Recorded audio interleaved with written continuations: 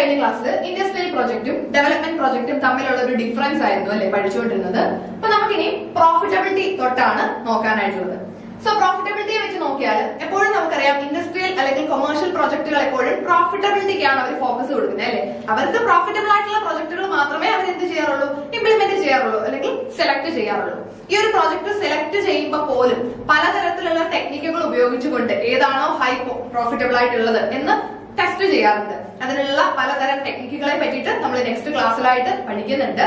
അപ്പൊ ഒരു പ്രൊജക്ടിന്റെ സെലക്ഷനിലേക്ക് വരുമ്പോൾ എങ്ങനെയാണ് ഒരു പ്രൊജക്ടിനെ സെലക്ട് ചെയ്യേണ്ടത്, അതിന്റെ റിട്ടേൺ അല്ലെങ്കിൽ റിട്ടേണിന്റെ ബേസിലാണെങ്കിൽ പലതരത്തിൽ ഇപ്പൊ നമുക്കറിയാം NPV ഉണ്ട് അല്ലെ, നെറ്റ് പ്രസന്റ് വാല്യൂ അല്ലെങ്കിൽ IRR, internal rate of return, അങ്ങനെ പലതരത്തിലുള്ള മെഷേഴ്സ് ഉപയോഗിച്ചുകൊണ്ട് ഒരു പ്രൊജക്ടിന്റെ റിട്ടേൺ നമുക്ക് നേരത്തെ അസസ് ചെയ്യാം. ആ റിട്ടേണിന്റെ ബേസിൽ നമ്മളൊരു 4 പ്രൊജക്ട് നമ്മുടെ മുന്നിൽ ഉണ്ടെങ്കിൽ ഈ 4 പ്രൊജക്ടിന്റെയും ഇന്റേണൽ റേറ്റ് ഓഫ് റിട്ടേൺ നമ്മൾ ചെക്ക് ചെയ്യാറുണ്ട്. ദെൻ അതിന്റെ ഏറ്റവും highest internal rate of return ഉള്ള പ്രൊജക്ട് നോക്കി ഇംപ്ലിമെന്റ് ചെയ്യാം, അല്ലെങ്കിൽ ആ പ്രൊജക്ടിനെ നമുക്ക് സെലക്ട് ചെയ്യാനായിട്ട് പറ്റും. അപ്പൊ ആ തരത്തിൽ നമ്മുടെ ഇൻഡസ്ട്രിയൽ പ്രൊജക്ടിലേക്ക് വരുമ്പോൾ അവിടെ എപ്പോഴും ഹൈ പ്രോഫിറ്റബിലിറ്റി ഇല്ല, അതേപോലെ തന്നെ IRRന്റെ ഒക്കെ ബേസിലായിരിക്കും പ്രൊജക്ടിനെ സെലക്ട് ചെയ്യുന്നത്. പക്ഷേ ഡെവലപ്മെന്റൽ പ്രോജക്റ്റിലേക്ക് വരുമ്പോൾ അവിടെ കൂടുതലും ഈ ഒരു പ്രോഫിറ്റബിലിറ്റിക്ക് വലിയ ഇമ്പോർട്ടൻസ് കൊടുക്കാറില്ല. പക്ഷേ എക്കണോമിക് റേറ്റ് ഓഫ് റിട്ടേൺ ആയിരിക്കും അവിടെ ഇമ്പോർട്ടൻസ് കൊടുക്കുന്നത്. എക്കണോമിക് റേറ്റ് ഓഫ് റിട്ടേൺ എന്ന് പറഞ്ഞാൽ ഈ ഒരു പ്രൊജക്ട് കൊണ്ട് എക്കണോമിക് എന്താണ് റിട്ടേൺ, എക്കണോമിയുടെ റിട്ടേൺ ആണ്, അല്ലാതെ നമ്മളുടെ ബിസിനസിന്റെ പ്രോഫിറ്റ് അല്ല. എക്കണോമിയുടെ റിട്ടേണിന്റെ ബേസിലായിരിക്കും നമ്മൾ പ്രൊജക്ടിനെ സെലക്ട് ചെയ്യുന്നത്. ദെൻ ഫിനാൻസിലേക്ക് വരുമ്പോൾ ഇൻഡസ്ട്രിയൽ പ്രോജക്റ്റുകൾ നമ്മൾ ഫിനാൻസ് ചെയ്യുമ്പോൾ സ്ട്രിഞ്ചന്റ് ആയിട്ടുള്ള ഡെറ്റ് ഇക്വിറ്റി നോംസ് ആണ്, അതായത് ഒരുപാട് ഡെറ്റ് അങ്ങനെ എടുക്കാറില്ല. പക്ഷേ ഡെവലപ്മെന്റൽ പ്രോജക്റ്റുകൾ വരുന്നത് ഹൈ ഡെറ്റ് ഇക്വിറ്റി നോംസിലായിരിക്കും, അതായത് ഇക്വിറ്റിയെക്കാട്ടിലും കൂടുതൽ ഡെറ്റ് ആയിരിക്കും എടുക്കാറുള്ളത്. ഗവൺമെന്റ് ആണെങ്കിലും കുറച്ചൊക്കെ നമുക്കറിയാം അല്ലെ, കുറെ കടമൊക്കെ എടുത്തിട്ടായിരിക്കും ഡെവലപ്മെന്റ് പ്രോജക്റ്റുകൾ ചെയ്യാറുള്ളത്. ദെൻ സോഴ്സ് ഓഫ് ഫണ്ടിലേക്ക് വരുമ്പോൾ ഇൻഡസ്ട്രിയൽ പ്രോജക്റ്റുകൾക്ക് അവർ ഫണ്ട് റേസ് ചെയ്യുന്നത് എങ്ങനെയാണ്, national stock market from domestic financial institutions, national stock മാർക്കറ്റിൽ നിന്നോ ഡൊമസ്റ്റിക് ഫിനാൻഷ്യൽ ഇൻസ്റ്റിറ്റ്യൂഷൻസിൽ നിന്നോ ഒക്കെ അവര് ഫണ്ട് റേസ് ചെയ്യാറുണ്ട്. പക്ഷേ ഡെവലപ്മെന്റ് പ്രോജക്റ്റിലേക്ക് വരുമ്പോൾ അവിടെ കുറച്ചും കൂടി നമ്മുടെ വേൾഡ് ബാങ്ക്, IMF പോലെയുള്ള ഇൻസ്റ്റിറ്റ്യൂഷൻസിൽ നിന്നായിരിക്കും ഫണ്ട് റേസ് ചെയ്യുന്നത്. ഇൻട്രസ്റ്റ് റേറ്റ് ആൻഡ് റീപേയ്മെന്റ് പീരീഡിലേക്ക് വരുമ്പോൾ ഇൻഡസ്ട്രിയൽ പ്രോജക്റ്റുകൾ എപ്പോഴും ഒരു 7 to 10 ഇയേഴ്സിനുള്ളിൽ നമുക്ക് അതിന്റെ കോസ്റ്റ് നമുക്ക് തിരിച്ചു കിട്ടും അല്ലെ, നമ്മൾ ചെലവാക്കിയ എമൗണ്ട് നമുക്ക് തിരിച്ചു പിടിക്കാനായിട്ട് പറ്റും. ഡെവലപ്മെന്റൽ പ്രോജക്റ്റിലേക്ക് വരുമ്പോൾ repayment period extend up to 25 years, അതായത് കുറച്ചും കൂടി റീപേയ്മെന്റ് പീരീഡ് കൂടുതലായിരിക്കും. ഇനി നമുക്ക് നോക്കാനുള്ളത് plan, programme, project and activity. വളരെ ഇമ്പോർട്ടന്റ് ആയിട്ട് നമുക്ക് പഠിക്കേണ്ടതാണ്. ഈ 4 വാക്കുകളും നമ്മൾ പല സ്ഥലങ്ങളിലായിട്ട് കേൾക്കുന്നതാണ് അല്ലെ, പ്ലാൻ, പ്രോഗ്രാം, പ്രോജക്ട്, ആക്ടിവിറ്റി. ഇതിനെ പറ്റിയിട്ടൊക്കെ നമ്മൾ കേട്ടിട്ടുണ്ട്. എന്നാൽ ഇതൊക്കെ എന്താണെന്ന് വെച്ച് പറയുമ്പോൾ ചെറിയ ചെറിയ ചെറിയ ഡിഫറൻസുകളായിരിക്കും തമ്മിലുള്ളത്. അപ്പൊ ഓരോന്നിന്റെയും കോൺസെപ്റ്റ് ആണ് നമുക്ക് അറിയേണ്ടത്. നമുക്ക് ഫസ്റ്റ് നോക്കാം എന്താണ് plan. Plan is A detailed proposal four doing or achieving something. നമുക്കൊരു കാര്യം ചെയ്യണമെങ്കിൽ നമ്മൾ ആദ്യം എന്താണ് തയ്യാറാക്കുന്നത്, ഒരു പ്ലാൻ ആയിരിക്കും അല്ലെ. ഇപ്പൊ നമ്മളൊരു ട്രിപ്പ് പോവുകയാണ്, നമ്മളൊരു ട്രിപ്പ് പോകുമ്പോൾ നമ്മൾ എന്ത് ചെയ്യാറുണ്ട്, ഒരു പ്ലാൻ തയ്യാറാക്കും. എപ്പോ പോണം, എവിടെയൊക്കെ പോണം, എല്ലാ കാര്യങ്ങളെയും ഡീറ്റെയിൽഡ് ആയിട്ട് നമ്മളൊരു പ്ലാന് തയ്യാറാക്കാറുണ്ട്. So it outline specific actions or steps to be taken to accomplish a particular goal or set of goals. ഇവിടെ നമുക്കൊരു ഗോൾ അച്ചീവ് ചെയ്യണമെങ്കിൽ എന്തൊക്കെ സ്റ്റെപ്പുകളാണ് അല്ലെങ്കിൽ എന്തൊക്കെ ആക്ഷൻസ് ആണ് എടുക്കേണ്ടത്, അതെല്ലാം നമ്മളൊരു പ്ലാനിനകത്ത് ഡിഫൈൻ ചെയ്യും. So it consist of A group of activities, therefore a group of projects which are technically interrelated and form a complete set may be called a plan. ഇവിടെ നിങ്ങൾ ഒരു ഫോക്കസ് കൊടുത്ത് ഇതൊന്ന് അണ്ടർലൈൻ ചെയ്തേക്കാം. A group of projects which are technically interrelated and form a complete set may be called a plan. അതായത് ഒരു group of പ്രൊജക്ടുകളാണ് അല്ലെ, പലതരം പ്രൊജക്ടുകളുടെ ഒരു ഗ്രൂപ്പ്. ആ ഒരു ഗ്രൂപ്പ് ഓഫ് പ്രൊജക്ട് എന്ന് പറയുമ്പോൾ ഓരോ പ്രൊജക്ടുകളും ഇന്റർ റിലേറ്റഡ് ആയിരിക്കും. ഈ ഒരു ഇന്റർ റിലേറ്റഡ് ആയിട്ടുള്ള ഓരോ പ്രൊജക്ടുകളുടെയും ഒരു ഗ്രൂപ്പ്, ഈ ഗ്രൂപ്പുകൾ അതായത് ഇത്രയും പ്രൊജക്ടുകൾ ചേരുമ്പോൾ അതൊരു കംപ്ലീറ്റ് സെറ്റ് ആയി. അങ്ങനെയാണെങ്കിൽ അതൊരു പ്ലാൻ എന്ന് പറയാം. അപ്പൊ നമ്മുടെ പ്ലാൻ അനുസരിച്ച് ഓരോ കാര്യങ്ങളും, ഓരോ ചെറിയ ചെറിയ ചെറിയ പ്രൊജക്ടുകൾ കാണും. ഈ പ്രൊജക്ടുകളെല്ലാം ചേരുന്നതായിരിക്കും നമ്മുടെ ഒരു പ്ലാൻ എന്ന് പറയുന്നത്. ഇവിടെ നമുക്ക് ഗവൺമെന്റിന്റെ 5 ഇയർ പ്ലാൻ നമുക്ക് എക്സാമ്പിൾ ആയിട്ട് പറയാം. പ്ലാനിന്റെ എക്സാമ്പിൾ ആണ് നമ്മുടെ ഗവൺമെന്റിന്റെ 5 ഇയർ പ്ലാൻ. 5 ഇയർ പ്ലാനിനകത്ത് പല പല പ്രൊജക്ടുകൾ പറയുന്നുണ്ട് അല്ലെ. ഓരോ കാര്യങ്ങളും ചേരുന്നതാണ്, ഇത്രയും കാര്യങ്ങളും കൂടി ചേരുന്നതാണ് ആ ഒരു 5-year പ്ലാൻ. നെക്സ്റ്റ് വൺ ആണ് programme. Program is a set of coordinated activities designed to achieve a specific goal. It typically involves multiple project activity and stakeholders working together toward a common objective. ഇവിടെ നമുക്ക് next ആണ് programme. Programme എന്ന് പറഞ്ഞാൽ set of coordinated activities design to achieve a specific goal. നമ്മൾ നേരത്തെ പറഞ്ഞ പോലെ ഒരു ഗോളിലേക്ക് എത്തണമെങ്കിൽ അവിടെ വേണ്ട കുറച്ച് സെറ്റ് ഓഫ് ആക്ടിവിറ്റീസ് ആയിരിക്കും ഒരു പ്രോഗ്രാം. എന്നാൽ പ്രോഗ്രാമിലുള്ള പ്രത്യേകത നോക്കിക്കോണം. It typically involve multiple projects. Multiple പ്രൊജക്ടുകൾ ചേരുന്നതാണ് ഒരു പ്രോഗ്രാം. പല പല പ്രൊജക്ടുകൾ ചേരുന്നതാണ് ഒരു പ്രോഗ്രാം. ഓക്കെ, പല പ്രൊജക്ടുകൾ ചേരുന്നതിന് നമുക്കൊരു പ്രോഗ്രാം എന്ന് പറയാം. പ്രൊജക്ടുകൾ മാത്രമല്ല, പ്രൊജക്ടുകൾ വരും, activities, stakeholders working together toward a common objective. Example ആണ് ബേട്ടി ബച്ചാവോ ബേട്ടി പഠാവോ. നമ്മളുടെ ഗവൺമെന്റിന്റെ പല സ്കീമുകളൊക്കെ നമ്മൾ കേട്ടിട്ടുണ്ട്. അതൊക്കെ ഒരു പ്രോഗ്രാം ആയിട്ട് നമുക്ക് എടുക്കാം. ഇനി ഒരു പ്രൊജക്ട് എന്ന് പറഞ്ഞാൽ is a single task with a clear start and end. Single ആയിട്ടുള്ള ഒരു ടാസ്കിനെ നമ്മൾ എന്ത് പറയും? പ്രൊജക്ട് എന്ന് പറയും അല്ലേ. So project are temporary and close down on completion of the work they were chartered to deliver. പ്രൊജക്ടുകൾ എപ്പോഴും എന്താണ്? ടെമ്പററി ആണ്. ആ ഒരു ടാസ്ക് കഴിഞ്ഞാൽ ആ പ്രൊജക്ട് കഴിഞ്ഞു. നെക്സ്റ്റ് വൺ ആണ് plan. Plan is just a list of action which could be performed. Project is an actual process of execution of these actions. പ്ലാനും പ്രൊജക്റ്റും തമ്മിലുള്ള ഒരു ഡിഫറൻസ് ആണ് നമ്മൾ പറയുന്നത്. പ്ലാൻ എന്ന് പറഞ്ഞാൽ ലിസ്റ്റ് ഓഫ് ആക്ഷൻസ്, നമുക്ക് പെർഫോം ചെയ്യാനുള്ള കുറെ ലിസ്റ്റ് ഓഫ് ആക്ഷൻസ് ആണ് നമ്മൾ ഒരു പ്ലാനിനകത്ത് സെറ്റ് ചെയ്യുന്നത്. ഇനി ഒരു പ്രൊജക്റ്റിലേക്ക് വരുമ്പോൾ actual process of execution of these actions, ഓരോ ആക്ഷന്റെ എക്സിക്യൂഷൻ ആണ് പ്രൊജക്ട്. പ്ലാൻ എന്ന് പറഞ്ഞാൽ എന്താണ്? ലിസ്റ്റ് ഓഫ് ആക്ഷൻസ്, നമുക്ക് എന്തൊക്കെയാണ് ചെയ്യേണ്ടത് എന്ന് നമ്മൾ ലിസ്റ്റ് ഔട്ട് ചെയ്ത് വെക്കുന്നതാണ് ഒരു പ്ലാൻ. പ്രൊജക്ട് എന്ന് പറഞ്ഞാൽ ആ ഒരു പ്ലാനിന്റെ ആക്ച്വൽ എക്സിക്യൂഷൻ, അതിനെ നമ്മൾ എക്സിക്യൂട്ട് ചെയ്യുമല്ലോ. ആ ഓരോ സ്റ്റെപ്പുകളും, നമ്മൾ എക്സിക്യൂട്ട് ചെയ്യുന്ന ഓരോ സ്റ്റെപ്പുകളെയും അതിന്റെ പ്രൊജക്ടുകൾ എന്ന് പറയാം. നെക്സ്റ്റ് വൺ ആണ് activity. Activity is a specific job that needs to be done as a part of a project. Activity എന്ന് പറഞ്ഞാൽ ഒരു പ്രൊജക്ടിനകത്ത് വരുന്ന ഏറ്റവും സ്പെസിഫിക് ആയിട്ട് വരുന്നത് എന്താണ്? ആക്ടിവിറ്റി ആണ് അല്ലെ. കാരണം ഒരു പ്രൊജക്ടിന്റെയും താഴെ ആയിരിക്കും ആക്ടിവിറ്റി വരിക. ഒരു പ്രൊജക്ട് കംപ്ലീറ്റ് ചെയ്യണമെങ്കിൽ പല പല പല ചെറിയ ചെറിയ ചെറിയ ടാസ്കുകൾ നമ്മൾ കംപ്ലീറ്റ് ചെയ്തായിരിക്കും ഒരു പ്രൊജക്ട് കംപ്ലീറ്റ് ചെയ്യുന്നത്. അപ്പൊ അതിനെ നമുക്ക് എന്ത് പറയാം? ഓരോ ആക്ടിവിറ്റീസ് എന്ന് പറയാം. These activities are important because they help break down the project into smaller manageable part, making it easier to plan and organize. അപ്പൊ ആക്ടിവിറ്റീസ് എന്ന് പറഞ്ഞാൽ നമ്മളുടെ ആ ഒരു പ്രൊജക്ടിനെ നമ്മൾ ചെറിയ സ്മോളർ മാനേജബിൾ പാർട്ടുകളായിട്ട് ബ്രേക്ക് ഡൗൺ ചെയ്യുന്നതാണ് അല്ലെ ഓരോ ആക്ടിവിറ്റീസും. So each activity has its own start and end date and it needs certain resource and people to get done. അപ്പൊ നമ്മൾ ഈ 4 കാര്യങ്ങൾ പറഞ്ഞു. പ്ലാൻ എന്ന് പറഞ്ഞാൽ നമുക്കൊരു കാര്യം, നമ്മൾ എങ്ങനെയാണോ ആ ഒരു കാര്യം ചെയ്തു തീർക്കേണ്ടത് അതിന്റെ ഒരു ഡീറ്റെയിൽഡ് ഔട്ട്ലൈൻ മാത്രമാണ് പ്ലാൻ. പ്രോഗ്രാം എന്ന് പറയുമ്പോൾ set of coordinated activities design to achieve a specific goal. അതായത് മൾട്ടിപ്പിൾ പ്രോജക്റ്റുകളും ആക്ടിവിറ്റീസും എല്ലാം ചേർന്നതിനെ നമുക്കൊരു പ്രോഗ്രാം എന്ന് പറയാം. ഇനി ഒരു പ്രൊജക്ട് എന്ന് പറഞ്ഞാൽ ഒരു സിംഗിൾ ടാസ്ക്, അല്ലെങ്കിൽ നമ്മളുടെ പ്ലാൻ എങ്ങനെയാണോ നമ്മൾ എക്സിക്യൂട്ട് ചെയ്യുന്നത് ആ പ്ലാനിന്റെ എക്സിക്യൂഷൻ ആണ് പ്രോജക്ട്. ആക്ടിവിറ്റി എന്ന് പറയുമ്പോൾ നമ്മൾ വീണ്ടും ആ ഒരു പ്രൊജക്ടിനെ വീണ്ടും ബ്രേക്ക് ഡൗൺ ചെയ്യുന്നതാണ് ആക്ടിവിറ്റീസ്. സോ ഈ 4 കാര്യങ്ങൾ നിങ്ങൾ ഓർത്ത് വെച്ചേക്കുക. ആക്ടിവിറ്റീസിൽ തന്നെ നമുക്ക് 3 തരം ആക്ടിവിറ്റീസ് വരുന്നുണ്ട്. Sequential activity, parallel activity, critical path activity. എന്താണ് sequential activities? These are task that must be completed in a specific order. ഒരു സീക്വൻസ് ആയിട്ട് ഒരു ഓർഡറിൽ തന്നെ ചെയ്തു പോകേണ്ട കാര്യങ്ങളാണ് സീക്വൻഷ്യൽ ആക്ടിവിറ്റി. ആ പേര് തന്നെ കേൾക്കുമ്പോൾ അറിയാമല്ലോ, ആ ഒരു ആക്ടിവിറ്റി നമുക്ക് ചെയ്ത് തീർക്കണമെങ്കിൽ അതിനൊരു ഓർഡർ ഉണ്ട്. അപ്പൊ ആദ്യം ഒരു സ്റ്റെപ്പ് ചെയ്യുക, അത് കഴിഞ്ഞ് നെക്സ്റ്റ് സ്റ്റെപ്പ്, അങ്ങനെ ഒരു സീക്വൻഷ്യൽ ഓർഡറിൽ ചെയ്ത് തീർക്കുന്നതാണ് സീക്വൻഷ്യൽ ആക്ടിവിറ്റി.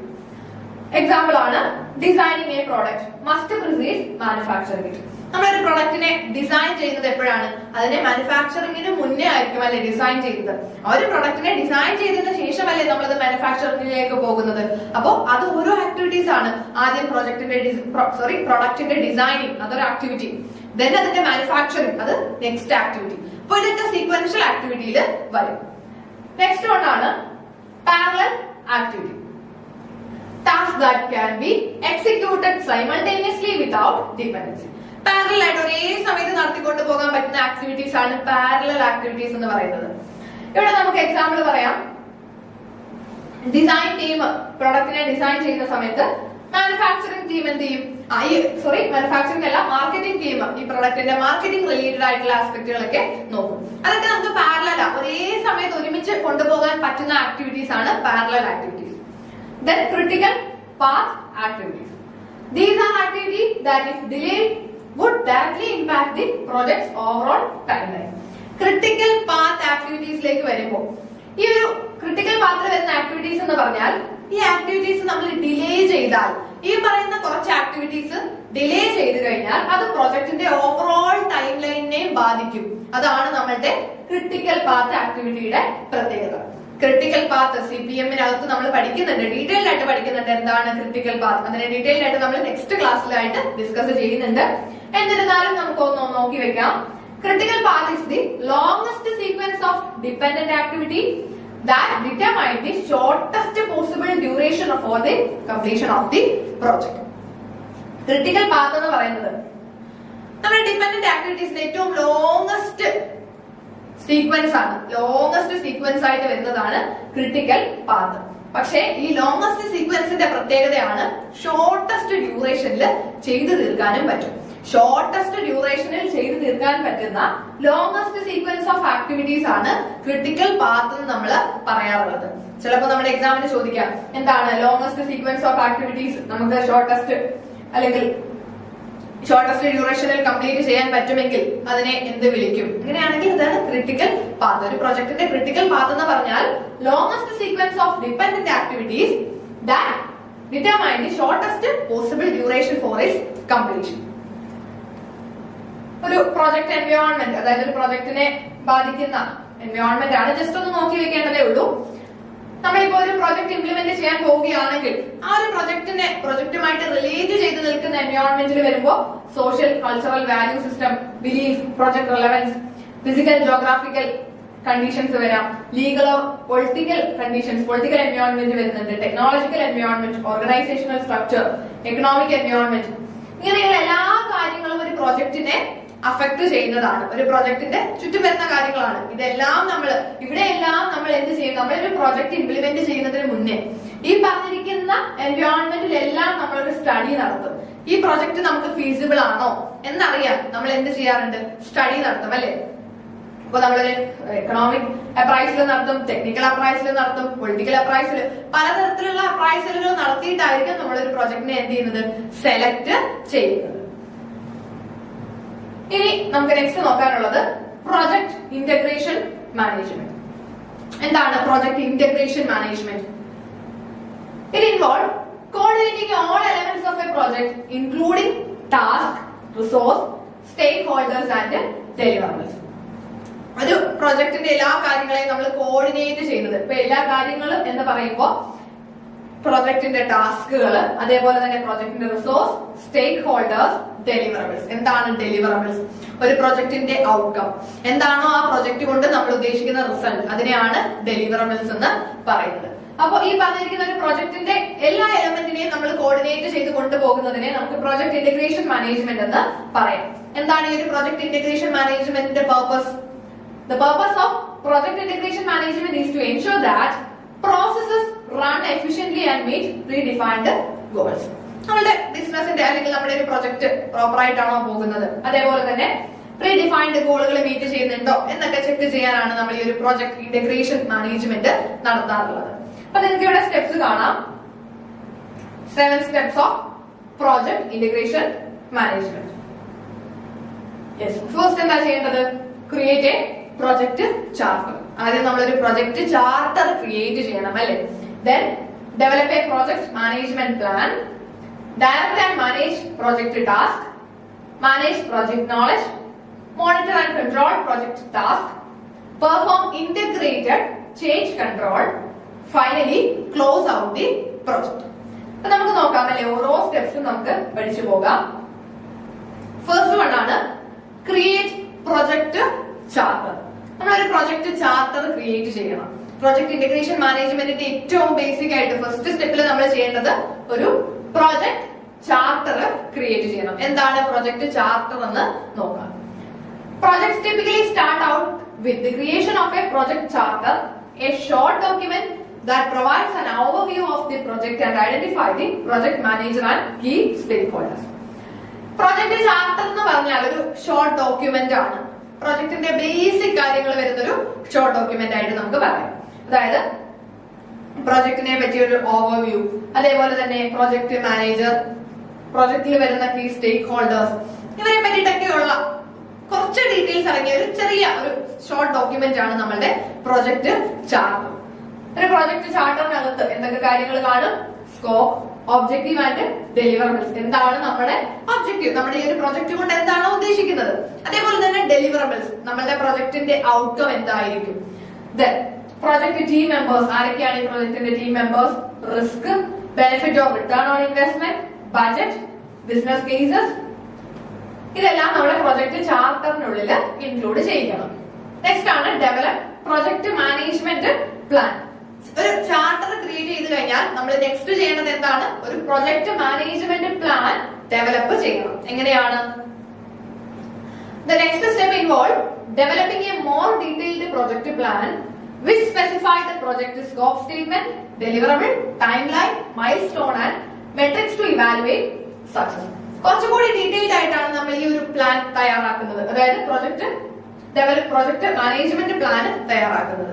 അതായത് നമ്മൾ ആദ്യം ഒരു ഷോർട്ടർ ആയിട്ട് ചെറിയൊരു ഡോക്യുമെന്റ് മാത്രമാണ് ചാർട്ടറിൽ ചെയ്തതെങ്കിൽ ഇവിടോട്ട് വരുമ്പോൾ കുറച്ചും കൂടി ഡീറ്റെയിൽഡ് ആയിട്ട് എങ്ങനെ മാനേജ് ചെയ്യണം അതിനെപ്പറ്റി കുറച്ചുകൂടി ഡീറ്റെയിൽഡ് ഒരു പ്ലാൻ നമ്മൾ തയ്യാറാക്കും. അവിടെ നമ്മളൊരു പ്രൊജക്ട് ഇവാലുവേറ്റ് ചെയ്യാനുള്ള മെട്രിക്സുകൾ വരെ ഡിഫൈൻ ചെയ്യും. അതായത് ഈ പ്രൊജക്ടിനെ കൊണ്ട് നമ്മൾ എന്താണോ ഉദ്ദേശിക്കുന്നത്, എന്തിന്റെ ബേസിലാണോ പ്രൊജക്ടിനെ ഇവാലുവേറ്റ് ചെയ്യുന്നത്. ഇപ്പോ റിട്ടേണിന്റെ ബേസിലാണെങ്കിൽ നമ്മൾ എത്രയാണോ റിട്ടേൺ എക്സ്പെക്ട് ചെയ്തത് ആ ഒരു സ്റ്റാൻഡേർഡ് സെറ്റ് ചെയ്ത് വെക്കണം. ഏതൊക്കെ ക്രൈറ്റീരിയാസ് ആണ് നമ്മൾ സെറ്റ് ചെയ്യുന്നത്, നമ്മൾ ഈ പ്രൊജക്ടിനെ ഇവാലുവേറ്റ് ചെയ്യുന്നത് എന്ത് ക്രൈറ്റീരിയയുടെ ബേസിലാണ്, ഈ കാര്യങ്ങളെല്ലാം അവിടെ പ്രീ ഡിറ്റർമൈൻഡ് ആയിട്ട് സെറ്റ് ചെയ്ത് വെച്ചിരിക്കണം. The project plan is used to direct the execution of the project to meet overall requirement and objective. Steps to creating a project management methodology. ഒരു പ്രൊജക്ട് മാനേജ്മെന്റ് പ്ലാൻ സെറ്റ് ചെയ്യണമെങ്കിൽ എന്തൊക്കെ steps നമുക്ക് എടുക്കാം?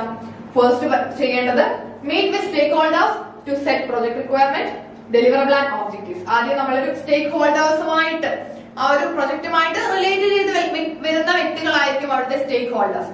അപ്പൊ ആ ഒരു സ്റ്റേക്ക് ഹോൾഡേഴ്സുമായിട്ട് മീറ്റ് ചെയ്തിട്ട് എന്ത് നമ്മൾ അതിൽ നിന്ന് മനസ്സിലാക്കണം? പ്രൊജക്ടിന്റെ റിക്വയർമെന്റ്സ് എന്തൊക്കെ കാര്യങ്ങളാണ്, എന്തൊക്കെ റിസോഴ്സുകളാണ് ആ പ്രൊജക്ടിന് വേണ്ടത്, അതേപോലെ തന്നെ ഡെലിവറബിൾസ് എന്തൊക്കെയാണ് ആ പ്രൊജക്ടിന്റെ outcomes, then objectives, then define the project scope, create a work breakdown structure to delegate task and assign resources. അതിനുശേഷം നമ്മളൊരു വർക്ക് ബ്രേക്ക് ഡൗൺ സ്ട്രക്ചർ തയ്യാറാക്കണം. ഈ ഒരു WBS എന്ന് പറയുന്നത് നിങ്ങളൊന്ന് ഓർത്ത് വെച്ചേക്കുക, കാരണം ഇനി വരുന്ന പല സ്ഥലങ്ങളിലും നമുക്കത് പഠിക്കാനായിട്ട് വരുന്നുണ്ട്. വർക്ക് ബ്രേക്ക് ഡൗൺ സ്ട്രക്ചർ എന്ന് പറയുമ്പോൾ നമ്മൾ ഈ ഒരു വർക്കിനെ, ആ പേര് കേൾക്കുമ്പോൾ തന്നെ മനസ്സിലാകും, ആ ഒരു ടാസ്കിനെ നമ്മൾ ബ്രേക്ക് ഡൗൺ ചെയ്തിട്ട് ആ ഒരു വർക്ക് എങ്ങനെയാണ് ഡെലിഗേറ്റ് ചെയ്യുന്നത്, ഓരോരുത്തർക്കും നമ്മൾ എങ്ങനെയാണോ ഡെലിഗേറ്റ് ചെയ്യുന്നത് ആ കാര്യങ്ങളാണ് വർക്ക് ബ്രേക്ക് ഡൗൺ സ്ട്രക്ചറിൽ കാണുന്നത്. Then create project schedule. ഒരു ഷെഡ്യൂൾ ക്രിയേറ്റ് ചെയ്യണം. എത്ര സമയത്തിനുള്ളിൽ തീർക്കാം, ഓരോ ജോലികളും എത്ര സമയത്തിനുള്ളിൽ തീർക്കണം എന്നൊക്കെയുള്ള ഷെഡ്യൂൾസ് ക്രിയേറ്റ് ചെയ്യണം. Then conduct a risk assessment and develop contingency plans. ഒരു റിസ്ക് അസസ്മെന്റ് കണ്ടക്ട് ചെയ്തിരിക്കണം. അതായത് നമ്മളുടെ പ്രൊജക്റ്റിൽ വരാൻ പോകുന്ന അല്ലെങ്കിൽ പ്രൊജക്റ്റിൽ വന്നേക്കാവുന്ന റിസ്കുകൾ ഏതൊക്കെയാണ്, ഇനി അങ്ങനെ റിസ്കുകൾ വന്നാൽ കണ്ടിജൻസി പ്ലാനുകൾ എന്താണ്. കണ്ടിജൻസി പ്ലാൻ എന്ന് പറയുമ്പോൾ ആ ഒരു ഏതെങ്കിലും ഒരു തരത്തിലുള്ള റിസ്ക് നമ്മൾ നേരിടുവാണെങ്കിൽ അതിനെ ഓവർകം ചെയ്യാനായിട്ട് ആ ഒരു കണ്ടിജൻസി വരുമ്പോൾ നമ്മൾ എന്താണ് ചെയ്യേണ്ടത്, ആ ഒരു കണ്ടിജൻസിയെ ഫേസ് ചെയ്യാനുള്ള ഒരു പ്ലാനും കൂടി പ്രീ ഡിറ്റർമൈൻഡ് ആയിട്ട് നമ്മൾ സെറ്റ് ചെയ്ത് വെച്ചിരിക്കണം. Then come up with a performance measurement baseline to assess project performance. Next നമ്മൾ ചെയ്യേണ്ടത് ഒരു പെർഫോമൻസ് മെഷർമെന്റ് ബേസ് ലൈൻ. എന്തിന്റെ ബേസിലാണ് പെർഫോമൻസിനെ ചെയ്യേണ്ടത്? അതിന്റെ ക്രൈറ്റീരിയാസ് നമ്മൾ സെറ്റ് ചെയ്യണം. Then develop additional plan for any of the following. അതായത് scope management, cost management, resource management, change management, stakeholder management of risk management. ഈ ഏരിയാസിലൊക്കെ അഡീഷണൽ പ്ലാൻ വേണമെങ്കിൽ അതും കൂടി സെറ്റ് ചെയ്ത് വെക്കണം. അത്രയും കാര്യങ്ങളാണ് നമ്മളുടെ പ്രോജക്ട് മാനേജ്മെന്റ് പ്ലാൻ ഡെവലപ്പിംഗിൽ കൂടി ഉദ്ദേശിക്കുന്നത്. ഇനി മൂന്നാമത്തെ സ്റ്റെപ്പ് എന്ന് പറയുന്നത് direct and manage project work. Next നമ്മൾ എന്താ ചെയ്യേണ്ടത്? നമ്മുടെ പ്രൊജക്ട് വർക്കിനെ ഡയറക്റ്റ് ചെയ്ത് മാനേജ് ചെയ്ത് കൊണ്ടുപോകണം അല്ലേ. So the next phase is project execution. Project എക്സിക്യൂഷനിലാണല്ലോ നമ്മൾ ഈ മാനേജിങ്ങും ഒക്കെ വരുന്നത് അല്ലെ. എക്സിക്യൂഷനിൽ തന്നെയാണ് നമ്മൾ ആ പ്രൊജക്ടിനെ മാനേജ് ചെയ്യുന്നതും ഡയറക്റ്റ് ചെയ്യുന്നതും എല്ലാം എക്സിക്യൂഷനുമായിട്ട് റിലേറ്റ് ചെയ്ത് വരുന്നതാണ്. So the project manager takes charge of the day-to-day work that must be done. അതായത് ഓരോ ദിവസവും എന്തൊക്കെ വർക്കുകളാണ് ചെയ്യേണ്ടത് എന്നുള്ള കാര്യങ്ങളെ പറ്റിയിട്ട് പ്രൊജക്ട് മാനേജർ കൃത്യമായിട്ട് ഡിഫൈൻ ചെയ്യണം. അതായത് directing the project team, holding stakeholder meetings, tracking project progress. ഇതെല്ലാം നമ്മളുടെ direct and manage project work, അതായത് മൂന്നാമത്തെ സ്റ്റെപ്പിന്റെ ഉള്ളിൽ വരുന്നതാണ്. അപ്പൊ ഈ ഒരു സ്റ്റെപ്പിൽ പ്രൊജക്ട് മാനേജർ ചെയ്യേണ്ടത് അവരുടെ പ്രൊജക്ട് ടീമിനെ പ്രോപ്പർ ആയിട്ട് ഡയറക്റ്റ് ചെയ്യണം. അതേപോലെ തന്നെ സ്റ്റേക്ക് ഹോൾഡർ മീറ്റിംഗുകൾ വെക്കാം. ദെൻ പ്രൊജക്ടിന്റെ പ്രോഗ്രസ് ട്രാക്ക് ചെയ്യണം. അതാണല്ലോ മോണിറ്ററിംഗ് എന്ന് പറയുന്നത്. നമ്മുടെ പ്രൊജക്ട് കൃത്യമായിട്ടാണോ പോകുന്നത്, എന്തെങ്കിലും ഡീവിയേഷൻസ് ഉണ്ടോ എന്നൊക്കെ കൃത്യമായിട്ട് ആ പ്രോഗ്രസ് മോണിറ്റർ ചെയ്തിരിക്കണം. ദെൻ നെക്സ്റ്റ് സ്റ്റെപ്പ് ആണ് manage project knowledge. So project knowledge എന്ന് പറയുന്നത് എന്തായിരിക്കും? Project knowledge management refers to the process of using existing information or obtaining additional knowledge to reach project goals. അപ്പൊ പ്രൊജക്ട് നോളജ് മാനേജ്മെന്റ് എന്ന് പറഞ്ഞാൽ നമ്മളുടെ existing information ഉപയോഗിച്ചുകൊണ്ട് അല്ലെങ്കിൽ അഡീഷണൽ നോളജ് ഒബ്റ്റൈൻ ചെയ്തുകൊണ്ട് പ്രൊജക്ട് നമ്മൾ ആ ഒരു ഗോളിലേക്ക് എത്തിക്കുക. അതാണ് നമ്മളുടെ പ്രൊജക്ട് നോളജ് മാനേജ്മെന്റ് കൊണ്ട് ഉദ്ദേശിക്കുന്നത്. അപ്പൊ ഇവിടെ any knowledge or expertise gained during this step contributes to the company's overall body of knowledge which is useful for future strategic endeavors. അപ്പോ നമ്മൾ ഈ ഒരു സ്റ്റെപ്പിൽ അതായത് മാനേജ് പ്രൊജക്ട് നോളജ് ഈ ഒരു സ്റ്റെപ്പിൽ നമ്മൾ ചെയ്യുന്നത് നമുക്ക് ആ ഒരു പ്രൊജക്ടിന്റെ ബേസിൽ എന്തൊക്കെ നോളജ് ഉണ്ട്, ഇനി അഡീഷണൽ നോളജ് എങ്ങനെയൊക്കെ അക്വയർ ചെയ്യാം. അപ്പൊ ഇങ്ങനെ അഡീഷണൽ നോളജ് ഒക്കെ അക്വയർ ചെയ്യുന്നത് കൊണ്ട് നമ്മളുടെ ബിസിനസ്സിന് അല്ലെങ്കിൽ നമ്മളുടെ കമ്പനിക്കുള്ള ബെനിഫിറ്റ് എന്ന് പറയുമ്പോൾ പ്രൊജക്ടിന്റെ ഓവറോൾ ഗ്രോത്തിനെയും അത് ഹെൽപ്പ് ചെയ്യും. അതേപോലെ ഫ്യൂച്ചർ എൻഡേവേഴ്സിലും ബിസിനസിനെ ഹെൽപ്പ് ചെയ്യുന്നുണ്ട്. നെക്സ്റ്റ് സ്റ്റെപ്പ് ആണ് monitor and control project work. So since the process in project integration management are interconnected, they should be followed closely to ensure that everything adheres to the project management plan. അപ്പൊ നമുക്കറിയാം ഈ ഒരു project integration മാനേജ്മെന്റിലെ ഓരോ സ്റ്റെപ്പുകളും interconnected ആണ്. ആ സമയത്തും ഓരോ സ്റ്റെപ്പിലും നമ്മൾ എന്ത് ശ്രദ്ധിക്കണം? ഈ നമ്മളുടെ പ്രൊജക്ട് പ്രോപ്പർ ആയിട്ടാണോ പോകുന്നത്, അല്ലെങ്കിൽ നമ്മൾ പ്ലാൻ ചെയ്തതുപോലെ നമ്മുടെ പ്രൊജക്ട് മാനേജ്മെന്റ് പ്ലാനിനകത്ത് പറയുന്നത് പോലെയാണോ പ്രൊജക്ട് മുന്നോട്ട് പോകുന്നത് എന്ന് കൃത്യമായിട്ട് മോണിറ്റർ ചെയ്യണം. So the purpose of this step is to keep the project on track. അത് മാത്രം നിങ്ങൾ ഓർത്തിരുന്നാൽ മതി. ഈ ഒരു സ്റ്റെപ്പിൽ പറയുന്നത് പ്രൊജക്ട് കറക്റ്റ് ട്രാക്കിൽ കൂടിയാണോ പോകുന്നത് എന്നൊന്ന് വെരിഫൈ ചെയ്യുന്നു. So if there are any deviation from the project plan, they need to be identified and corrected. ആ സമയത്ത് പ്രൊജക്ട് പ്ലാനിൽ നമ്മൾ ആ ഒരു ട്രാക്കിലാണോ പോകുന്നത് എന്ന് വെരിഫൈ ചെയ്യുമ്പോൾ എന്തെങ്കിലും ഡീവിയേഷൻസ് ഉണ്ടെങ്കിൽ അവിടെ നമ്മൾ എന്ത് ചെയ്യണം? ആ ഡീവിയേഷൻസ് ഐഡന്റിഫൈ ചെയ്യണം. അത് കറക്റ്റ് ചെയ്ത് തിരിച്ച് നമ്മുടെ ട്രാക്കിലേക്ക് തന്നെ ആ പ്രൊജക്ടിനെ കൊണ്ടുവരികയും വേണം. So there are 3 approaches to this. ഇവിടെ 3 അപ്രോച്ചസ് ഉണ്ട്. Preventive action, corrective action, defect repair. ഇവിടെ നമ്മൾ പറഞ്ഞു പ്രൊജക്ടിന് ഡീവിയേഷൻ ഉണ്ടെങ്കിലാണ് ആക്ഷൻ എടുക്കുന്നത്. അവിടെ 3 തരം ആക്ഷൻസ് വരുന്നുണ്ട്. Preventive action, corrective action, defect repair. എന്താണ് പ്രിവെന്റീവ് ആക്ഷനിൽ പറയുന്നത്? an action performed to reduce the negative impact of project risk. നമ്മുടെ പ്രൊജക്ട് റിസ്കിന്റെ നെഗറ്റീവ് ഇമ്പാക്റ്റുകൾ, ഇപ്പൊ നമ്മളൊരു പ്രൊജക്ട് മുന്നോട്ട് വെക്കുമ്പോൾ അതിന് എന്തായാലും റിസ്കുകൾ കാണും. അപ്പൊ ആ റിസ്കിന്റെ നെഗറ്റീവ് ഇമ്പാക്റ്റുകൾ അതിനെ പ്രിവെന്റ് ചെയ്യാനാണ് പ്രിവെന്റീവ് ആക്ഷൻസ് നമ്മൾ എടുക്കുന്നത്. ആ പ്രിവെന്റീവ് ആക്ഷന്റെ പേര് കേട്ടാൽ തന്നെ അറിയാമല്ലോ, പ്രിവെന്റീവ് ആണല്ലേ, പ്രിവെന്റ് ചെയ്യാനാണ്, റിസ്കുകളെ പ്രിവെന്റ് ചെയ്യാനാണ്. ഇനി കറക്റ്റീവ് ആക്ഷൻ എന്ന് പറഞ്ഞാലോ, action perform to bring the future project performance back in line with project plan. Corrective action അതായത് നമ്മൾ പറഞ്ഞ പോലെ ഡീവിയേഷൻ ഒക്കെ വന്നു പോയി, പ്രൊജക്ട് ഡീവിയേറ്റ് ചെയ്ത് പോയാൽ അതിനെ തിരിച്ച് നമ്മളുടെ ആ പ്രൊജക്ടിന്റെ ട്രാക്കിലേക്ക് കൊണ്ടുവരാനാണ് നമ്മൾ കറക്റ്റീവ് ആക്ഷൻസ് എടുക്കുന്നത്. ഇനി ഡിഫക്ട് റിപ്പയർ എന്ന് പറയുമ്പോൾ an action to repair or replace a documented project defect. നമ്മുടെ പ്രൊജക്റ്റിന് ഇനി എന്തെങ്കിലും ഡിഫക്റ്റുകൾ ഉണ്ട്, അങ്ങനെയാണെങ്കിൽ ആ ഡിഫക്റ്റ് നമുക്ക് റീപ്ലേസ് ചെയ്യാനോ ആ ഒരു ഭാഗം റിപ്പയർ ചെയ്യാനാണ് നമ്മൾ ഡിഫക്ട് റിപ്പയർ ആക്ഷൻ എടുക്കുന്നത്. പ്രോജക്റ്റിന്റെ ഡിഫക്റ്റുകൾ മാറ്റാൻ വേണ്ടിയിട്ടാണ് ഈ ഒരു ആക്ഷൻസ് എടുക്കുന്നത്. ഇനി പ്രോജക്ട് ഇന്റഗ്രേഷൻ മാനേജ്മെന്റിന്റെ നെക്സ്റ്റ് സ്റ്റെപ്പ് ആണ് പെർഫോം ഇന്റഗ്രേറ്റഡ് ചേഞ്ച് കൺട്രോൾ. എന്താണ് ഇന്റഗ്രേറ്റഡ് ചേഞ്ച് കൺട്രോൾ പറയുന്നത് നോക്കാം. Changes to project can sometimes be stressful if not handled properly, but with a change control process in place they don't have to be. അതായത് നമ്മുടെ പ്രൊജക്ടുകൾക്കകത്ത് നമുക്ക് ചേഞ്ചുകൾ വരുത്തണമെങ്കിൽ, ഒരു പ്രൊജക്ടിനകത്ത് നമുക്ക് changes വരുത്തണമെങ്കിൽ ആ project implement ചെയ്തതിനു ശേഷം ചേഞ്ച് വരുത്തുക എന്ന് പറയുന്നത് കുറച്ച് സ്ട്രെസ്ഫുൾ ആക്ടിവിറ്റിയാണ് അല്ലെ. നമുക്കറിയാം ചില സമയങ്ങളിൽ അത് സ്ട്രെസ്ഫുൾ ആയിരിക്കും. അത് പ്രോപ്പറായിട്ട് ഹാൻഡിൽ ചെയ്തില്ലെങ്കിൽ നമ്മൾ ഉദ്ദേശിച്ച ഒരു ലക്ഷ്യത്തിലേക്ക് ഒരിക്കലും പ്രോജക്റ്റിന് എത്താനായിട്ട് പറ്റുകയുമില്ല. So in this step project managers ensure that any change request is reviewed and considered according to the project's agreed upon goals. അപ്പൊ നമ്മുടെ പ്രോജക്റ്റിനകത്ത് എന്തെങ്കിലും ചേഞ്ചുകൾ വരുത്തണമെങ്കിൽ അത് കൃത്യമായിട്ട് റിവ്യൂ ചെയ്തിരിക്കണം. പ്രോജക്ട് മാനേജർ ആ ചേഞ്ചിനെ കൃത്യമായിട്ട് റിവ്യൂ ചെയ്യണം. ദെൻ പ്രോജക്റ്റിന്റെ ഗോളിലേക്ക് എത്തുന്നതിനെ തടയുന്ന തരത്തിലുള്ള ചേഞ്ചസ് ആണെങ്കിൽ അത് ഇംപ്ലിമെന്റ് ചെയ്യാനും പാടില്ല. അപ്പൊ ഒരു ചേഞ്ച് ഇംപ്ലിമെന്റ് ചെയ്യുമ്പോൾ അത് പ്രോജക്റ്റിന്റെ ഓവറോൾ ഗോളിനെ തന്നെ മാറ്റിമറിക്കുന്ന തരത്തിലാണെങ്കിൽ ആ ഒരു ചേഞ്ച് നമുക്ക് ഇംപ്ലിമെന്റ് ചെയ്തത് കൊണ്ട് ഒരു പ്രയോജനവും കാണില്ല. അപ്പൊ ഒരു ചേഞ്ച് ഇംപ്ലിമെന്റ് ചെയ്യുമ്പോൾ കൃത്യമായിട്ട് അതിനെ സ്റ്റഡി ചെയ്തിട്ട് വേണം ആ ഒരു ചേഞ്ച് കൊണ്ടുവരാൻ. So A change control process help you handle changes properly and ensure that they don't affect the course of the project or cause scope creep. അതായത് ഒരു ചേഞ്ച് കൺട്രോൾ പ്രോസസ് കൃത്യമായിട്ട് വേണം.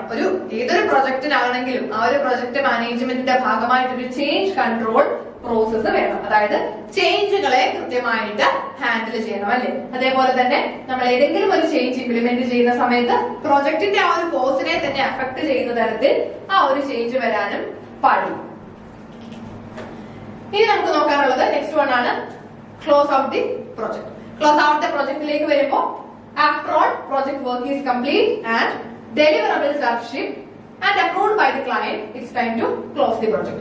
ഇവിടെ നമ്മൾ ഏതൊരു പ്രൊജക്ടിന്റെയും ലാസ്റ്റ് സ്റ്റെപ്പ് എന്ന് പറയുന്നത് ക്ലോഷർ ആയിരിക്കും അല്ലെ. നമ്മൾ ആ ഒരു പ്രൊജക്ട് കംപ്ലീറ്റ് ചെയ്ത് കഴിഞ്ഞാൽ നമുക്ക് ആ ഒരു ഡെലിവറബിൾസ് കിട്ടി, അതായത് നമ്മുടെ പ്രൊജക്ടിന്റെ ഔട്ട്കം കിട്ടി. ആ ഒരു ഔട്ട്കം കിട്ടിക്കഴിഞ്ഞാൽ ഫൈനൽ സ്റ്റെപ്പ് എന്തായിരിക്കും? നമ്മളുടെ ആ ഒരു പ്രൊജക്ട് ക്ലോസ് ചെയ്യണം. പ്രൊജക്ട് ക്ലോഷറിനകത്ത് വരുന്ന പ്രോസസ് എന്ന് പറയുന്നത് holding a final stakeholder meeting. നമ്മൾ ആ ലാസ്റ്റ് ഒരു final stakeholder meeting hold ചെയ്യണം. ആ ഒരു സ്റ്റേക്ക് ഹോൾഡർ മീറ്റിംഗ് കഴിഞ്ഞിട്ട് conducting a formal review of the project. നമ്മുടെ പ്രോജക്റ്റിന്റെ ഒരു റിവ്യൂ, എങ്ങനെയാണ് ആ പ്രോജക്ട് പോയത്, അതേപോലെ തന്നെ പ്രോജക്റ്റിന് നമ്മൾ ഉദ്ദേശിച്ച ലക്ഷ്യത്തിലേക്ക് എത്താനായിട്ട് പറ്റിയോ, നമ്മൾ ഉദ്ദേശിച്ച ഡെലിവറബിൾസ് കിട്ടിയോ എന്നൊക്കെ പ്രോപ്പർ റിവ്യൂസ് നടത്തണം. Then closing the contract, organizing and archiving project material for future use.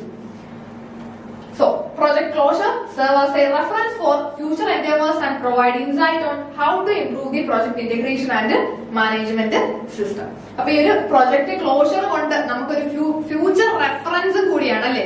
ഈ ഒരു പ്രൊജക്ടിന്റെ ലാസ്റ്റ് നമ്മൾ ആ പ്രൊജക്ടിനെ പറ്റിയിട്ട് സ്റ്റഡി ചെയ്യും, ആ ഒരു പ്രൊജക്ടിനെ പറ്റി റിവ്യൂ ചെയ്യും. ദെൻ ഫ്യൂച്ചറിൽ നമ്മൾ നെക്സ്റ്റ് ഒരു പ്രൊജക്ട് എടുക്കുമ്പോൾ ഇവിടുന്ന് കുറെ കാര്യങ്ങൾ പഠിക്കാൻ പറ്റും അല്ലെ. എങ്ങനെയാണ് നെക്സ്റ്റ് പ്രൊജക്ടിൽ എവിടെയൊക്കെ ഇംപ്രൂവ്മെന്റ് വരുത്തണം, ഈ ഒരു പ്രൊജക്ടിൽ നമുക്ക് പറ്റിയ ഡിഫക്റ്റുകൾ എന്തൊക്കെയായിരുന്നു, അതിനെ ഇനി എങ്ങനെയൊക്കെ നെക്സ്റ്റ് പ്രൊജക്ടിൽ ഇംപ്രൂവ് ചെയ്യാം എന്നുള്ള കാര്യങ്ങളെ പറ്റിയിട്ടും പഠിക്കാനായിട്ട് പറ്റും. സോ നമ്മൾ പ്രോജക്ട് ഇന്റഗ്രേഷൻ മാനേജ്മെന്റ് ആയിരുന്നു പഠിച്ചുകൊണ്ടിരുന്നത്. പ്രോജക്ട് ഇന്റഗ്രേഷൻ മാനേജ്മെന്റിന്റെ 7 സ്റ്റെപ്പുകൾ നമ്മൾ പറഞ്ഞു. പ്രോജക്ട് ഇന്റഗ്രേഷൻ മാനേജ്മെന്റിലേക്ക് വരുമ്പോൾ create A charter, develop A project management plan, direct and manage the project task, manage project knowledge, monitor and control project task, perform integrated change control and finally close out the project. ഇപ്പൊ next portion നമുക്ക് next ക്ലാസ്സിലായിട്ട് discuss ചെയ്യാം. Thank you.